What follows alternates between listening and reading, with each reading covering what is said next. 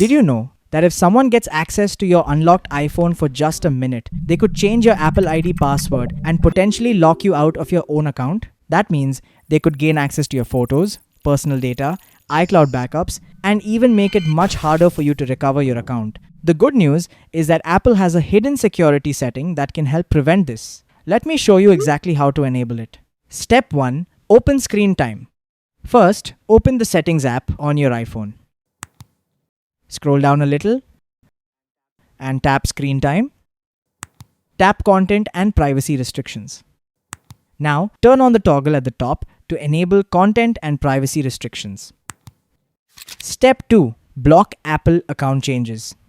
Now scroll down to Allow Changes section. Here you will see the Accounts option. Tap on it. You'll see two options, Allow and Don't Allow. Select Don't Allow. From now on, nobody can change your Apple ID account settings, including changing your Apple ID password, unless they know your screen time passcode. This adds an extra layer of protection, even if someone already knows your iPhone passcode. Step 3. Set a separate screen time passcode. Now here's the most important part. Go back to the main screen time page. Tap Lock Screen Time Settings. Create a 4-digit passcode that's different from your iPhone unlock passcode. This is critical.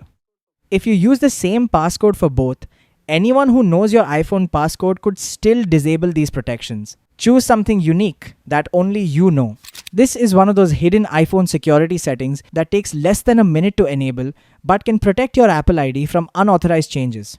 If you found this tip useful, don't forget to like the video, subscribe for more iPhone privacy and security tips, and I'll see you in the next one.